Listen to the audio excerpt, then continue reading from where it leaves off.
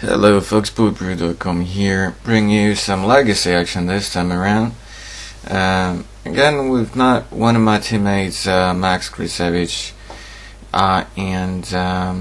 yeah, still continuing playtesting Mud or Carlos, well, not quite Stompy, not quite Stacks, but very similar. Basically Metal Worker deck. I know after Oath of the Gatewatch that actually traditional Mud's been shifting towards a Eldrazi center deck with Ivogin and Temple, and then all the madness that we saw at the Pro Tour Gatewatch. So I'm up against Esper DeMentor, which started off with just a basic swamp into Deathrite Shaman. Basically, it's a base eruption deck. It's technically Esper, but like with the green source for Deathrite Shaman, and it's basically based around main deck Monastery Mentor. So what I'm trying to do here is to lock him down with kind of taxing effects. So Seed of Traders into Grim Monolith that resolved, then into Chalice of the Void for 1. So he can't cast future Deathrites, Brainstorms and stuff. Basically how this matchup differs from the deck I've played against on camera before, which is Shardless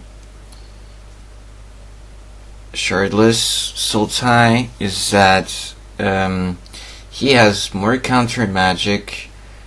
Sometimes he can go wider. So while Shardless beats down with Tarmogoyfs, this deck is a bit more controlish and really goes trying to capture the board position with Mentors. It is a similar matchup though. The tools are a bit different. Notably, he has the countertop package, so counterbalance plus Sensei Divine on top, which is actually not that amazing in this matchup, though top could help him to get some answers on time. But here you see me going through the notions with the second Monolith, which he allowed, into Trinosphere, which he had to force, pitching Snapcaster. So that's the first blood for him.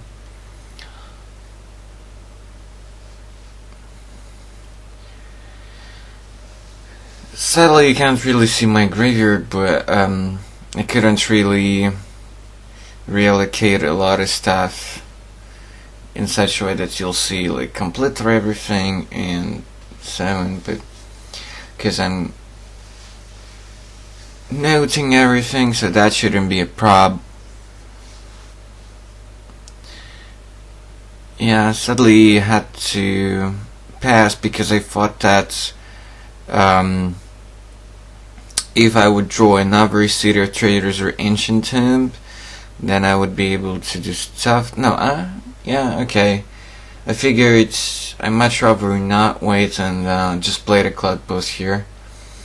Sorry if I confused you a bit, but I believe at that point I was in a confusion mode myself, whether to hope for drawing the right lands or not. He just played a counterbalance and pass, so keeping up mana for Deathrite. It's a legit clock actually, if he has answers and I'm not really pressuring him. So he uses that, so Exile's forced to make me lose 2.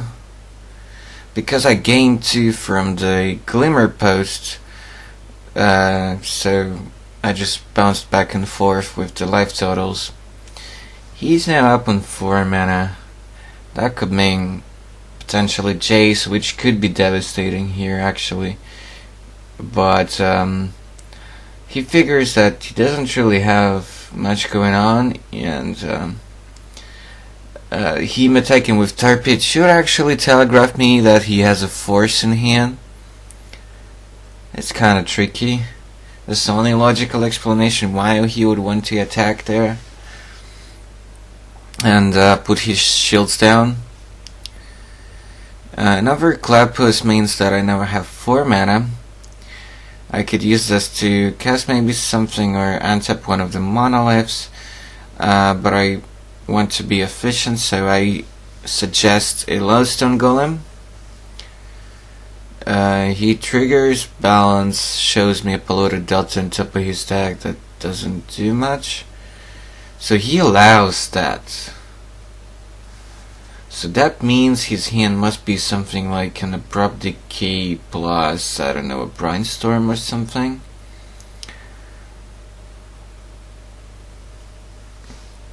And that is possible, definitely. And that is definitely possible. This deck doesn't really have space for 4 Abrupt Decays. Also, with addition of white, it has access to Vindicate, because it's a 4-color deck. I don't think it has space for Wasteland, because everything is colored mana, plus there's counterbalance and stuff. Even though you have Deathripe, but it's still taxing. And Vindicate is just a catch-all card. Perfect card for Snapcaster in some situations. This is 6 mana. I think I had some 8s in my hand which I couldn't quite cast yet. Wormcoil that actually gets resolved. He shows me a counter spell on top from the balance trigger.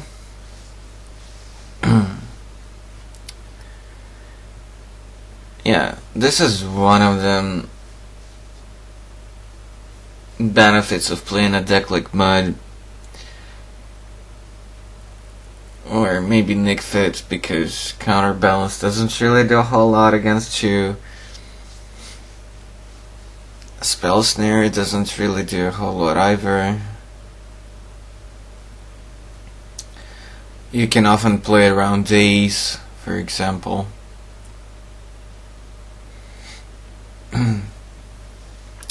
Okay, he decided to shuffle his deck because he wanted the green source to cast this Abrupt Decay onto Chalice so that he can cast 1-mana spells.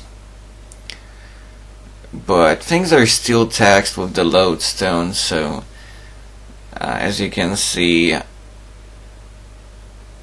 the decay cost free.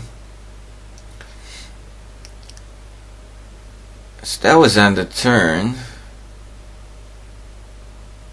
which means that he may be shuffled in that counterspell from the top deck that he showed for Wormcoil.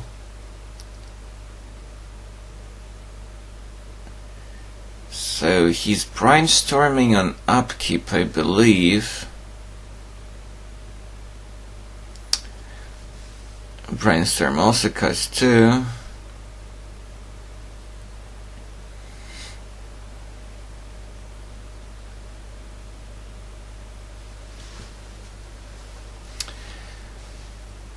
And he's attempting Monastery Mentor, and I quickly point out to him that, like, sorry man, you gotta remove a land for that, because it costs 4 now. Okay, Mentor resolved, and he just passed the turn back to my. There's Lodestone, so he can't really cast 4, so well,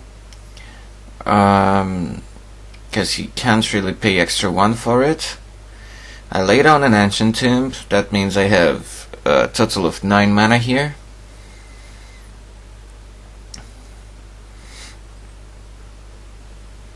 I don't mind going down to 13 here, because I have also Wormcoil in play. So now Sandrian Titan, and I don't know why he bothers looking at the top card here with the balance. It's another mentor, and well, you would see after a bit of consideration and amusement and dazing, he would realize that like this is what's gonna happen because a Sundering Titan trigger. I would also bash in with Lodestone and Worm Coral, and Sundering Titan is a 7/10, and he just backs it up. He's seen enough. Also, I had a Coldota in hand, so yeah. Funny. Funny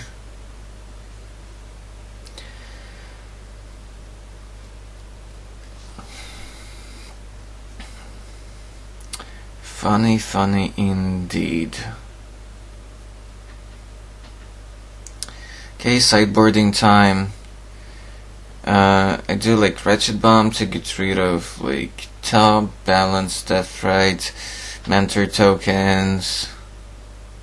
Basically, it's the way for him to win, so if I can just resolve the Wretched Bomb and prevent him from flooding the board with tokens, I should be okay. He has a lot of permanence, and his strategy is to go white, so all this is definitely coming in.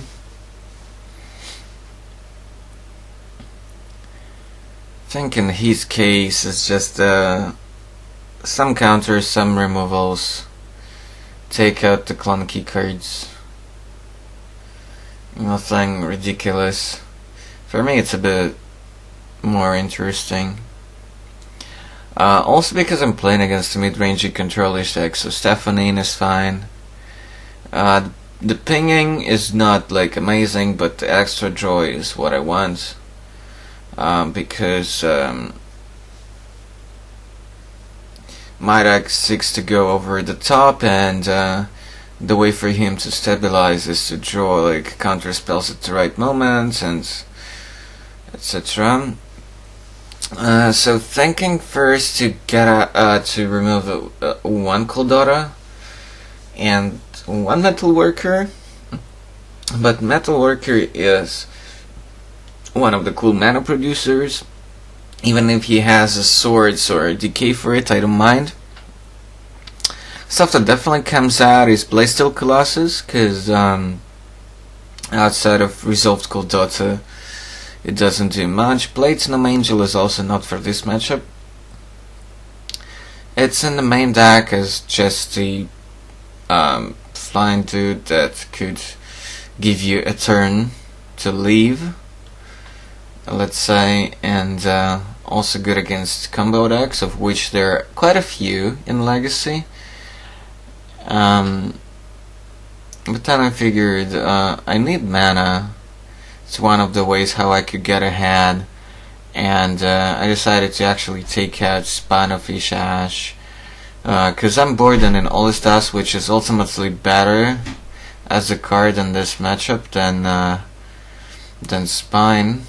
Spine is in the main deck as a Coldota target for some really random nasty stuff, but here, if I can basically slow him down with a bunch of taxing effects, I should be good, and from that point I could win with a random big threat. So he doesn't really have single targets that are super annoying for me, so I keep all 4 Metalworkers in the deck, and this is how I set it. I believe I would ask my friend after the whole match to actually show his exact sideboard, so you'd get to see that at the end of our match.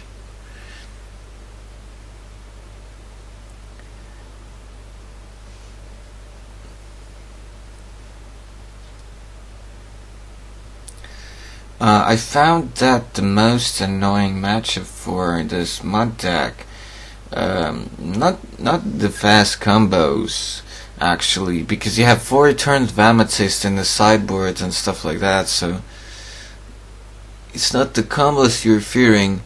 Decks like Lance or Agrolom variants is what normally kicks my ass like real hard without much of hope, even though I'm supposed to have decent tools against that deck as well. But somehow I end up throwing less of answers than they have stuff that I have to deal with. So that's a problem.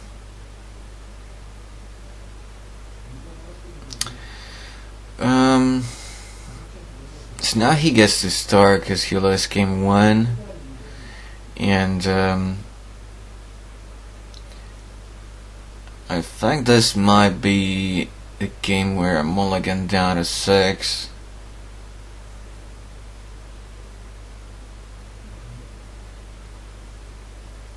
Might be.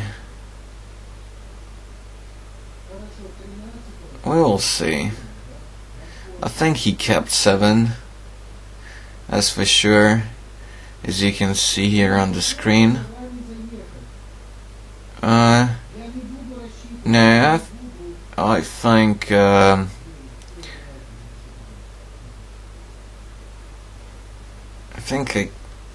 kept 7 as well in this game. I think it's another match which is coming up where I had to have some mulligans. So I'm gonna actually soon after this video, hopefully over the weekend, also upload a test match against Omnitel. I know Dig for Time got banned, but the deck is still actually alive. It's crippled, it's not like one of the best decks anymore, but it's still playable.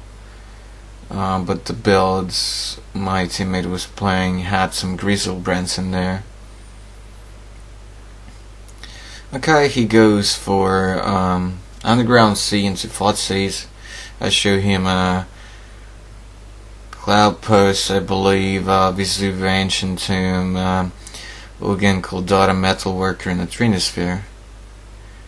Not the fastest hand, but it's still, no, I think it's not Cloud Post, I think it might be a Glimmer Post. You might actually remember the picture better than me. So not the fastest hand, but it still has the turn to Trinosphere or Metalworker. He goes and discards the latter with the Thoughtseize, which is interesting. He obviously had to take one of those two, but I suppose he took out Metalworker because he doesn't have he might not have an answer to it straight ahead if I play it. Flood is run from him and pass. Meanwhile, my first turn started off with an Ancient Tomb.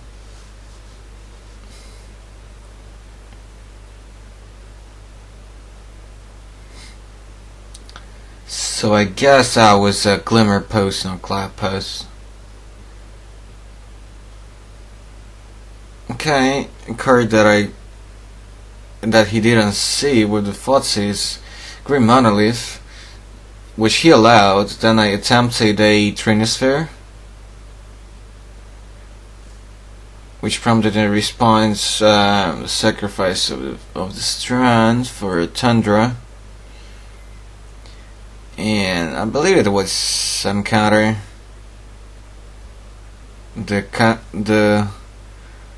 The most iconic counter of them all, Counterspell for Trinosphere.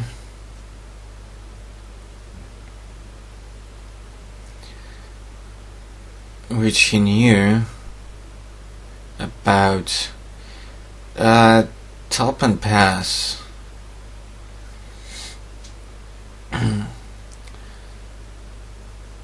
Now I have essentially 5 mana because of Glimmer Post and Vesuv had entered last turn to copy the tomb. Going pretty low on life, but It's not that low yet. Coldota apparently resolved and then ate the logical swords of plowshares. Gained some life back, but that Coldota was something I didn't really mind resolving. I would say he goes to top it upkeep. It's the fetch lands. So apparently he didn't like what he saw. At least 2 out of 3 cards he saw, I assume. So Delta finds a tropical island. So he now has access to all the mana. But if I happen to, I don't know, resolve something like a Sundering Titan, he might be in trouble. He might be in trouble. But I have a feeling that something like Sundering T won't resolve, plus I'm on 5 mana just yet. Because I can untap end the turn Monolith, but if I have any plays this turn I would rather make him. He's on 2 cards in hand, so there is that. Taking 4 again. Going down to 14, attempting another Coldota, and there is an Ancient Tomb. I suppose once again I had some 8 mana spell in hand, because if I had a 7 I probably would have played it here.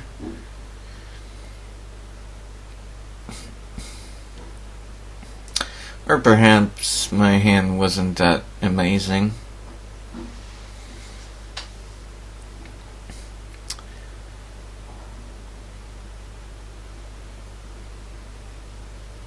So he's trying to count what could happen here.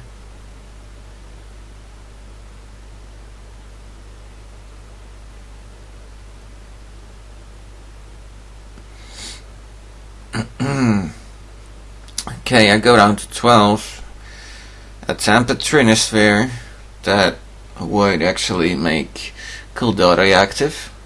And I suppose he doesn't want that to happen, because then I would just find Sundry Titan and put him back into Stone Age. So Trinisphere prompted a counterspell. Also Trinisphere would slow him down a little bit. So I just bashed with the Coldota. He top 10 the turn to get something going. To get at least something going.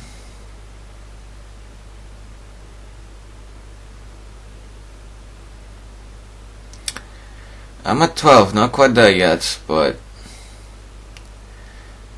with essentially a triple Ancient Tomb in play, if I would see something like a Source of Plowshares onto my Coldota, I'm not gonna be a whole lot upset. So he lays down a basic Plains and just passes. I take a bunch of damage and untap a Monolith. Apparently I had some 8 in hand, because I believe there is no other reason for me to do stuff like that. This is a lot of pain. That's a lot of pain. Cedar Traders eases some of that pain. I'm calculating my mana here.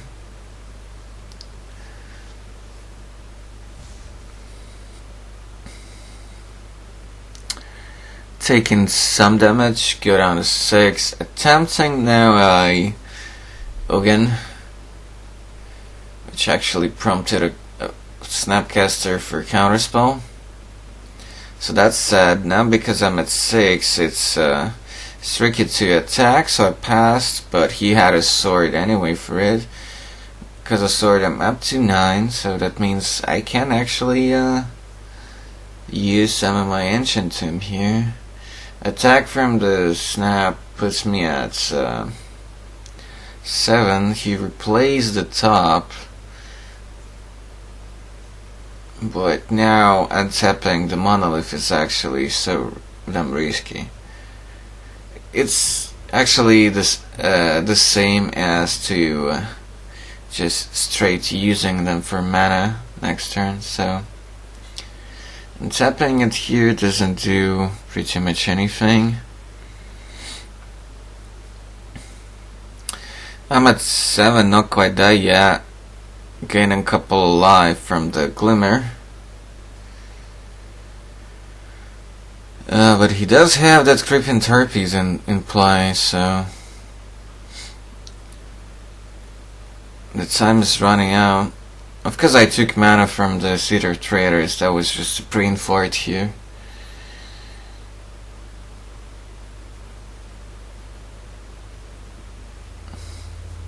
So, adding mana to pull, then because a couple Ancient Tombs going down to 5, and now if this doesn't resolve I'm dead.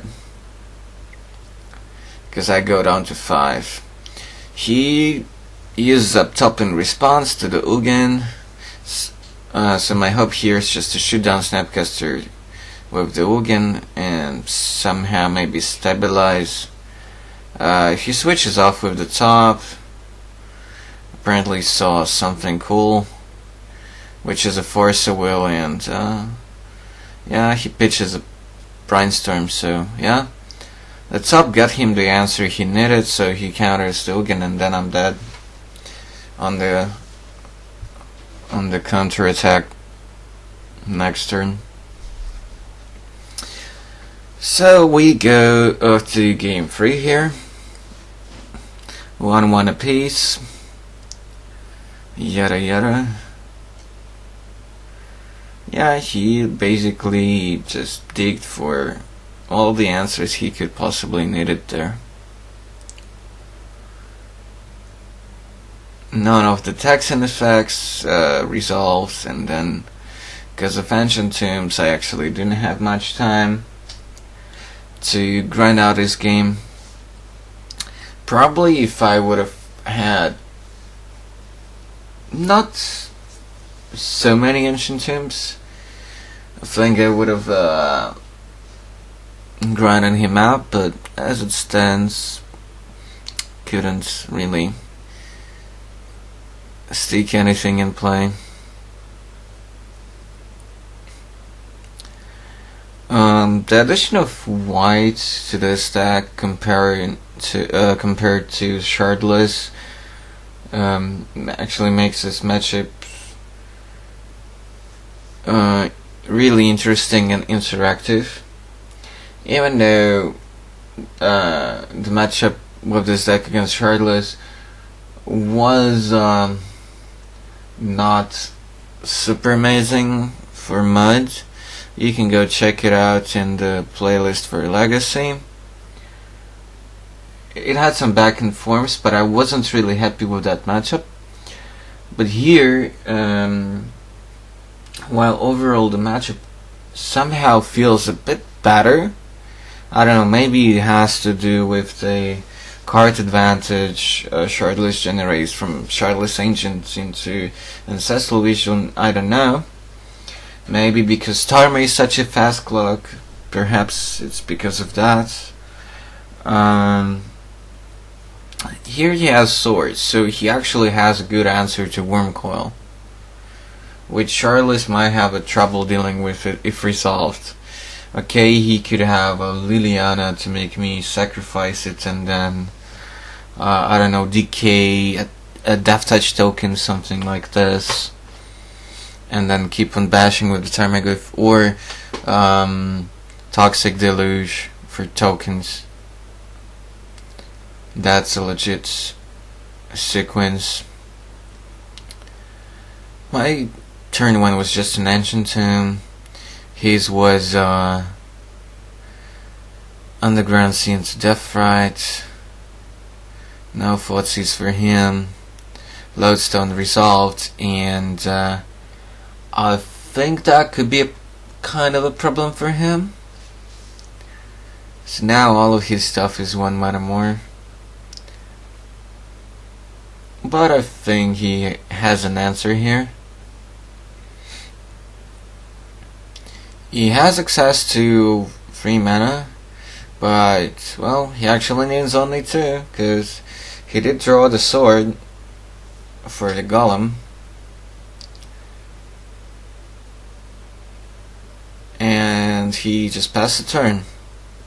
He could have done that on my turn, but I don't think there was a reason to wait on that here. I'm actually surprised that he didn't attack. Perhaps he had something crazy going on in his hand too, and he wanted that extra 1 mana. Maybe, like, I don't know, like a brainstorm or something. So Glimmer Posts meant that City of Traders was gone, but I wanted to keep on playing lands because my hand wasn't that explosive. He missed on a land drop, but he got to cast DeMentor here. I had a Glimmer Post, but nothing to drop yet, so that could mean that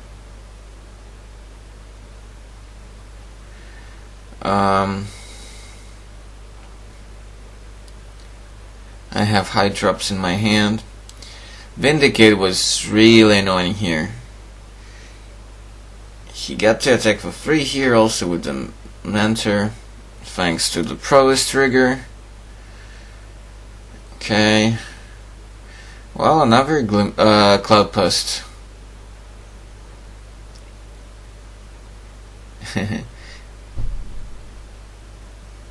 So yeah, that's a monk token there. Attempting a monolith here, but he has a response brainstorm to make another token here. Basically, he just needs to dig for actual counterspell or force a will, either one of those.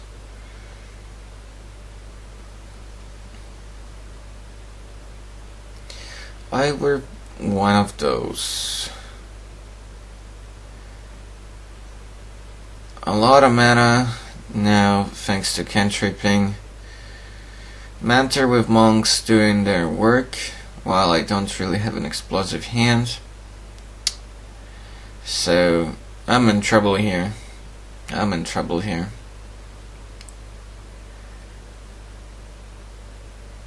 Quite often you would want to aggressively mulligan with this stack, but I had my acceleration, I had lands, I had some interaction, so I had some taxing effects, and his deck is not the fastest. I would definitely mulligan my hand against a faster deck, but his wasn't. So attempted a Trinisphere to protect some of my high drops. Here I have like 7 mana. So Trinisphere didn't resolve with a monolith. Attempting a Battle Sphere. No, I had to tap the Ancient Tomb here. Yeah. So attempting a Battle Sphere here. Because well, I had Ugin in my hand. He kind of revealed me verbally that he does have a bunch of counters in hand. So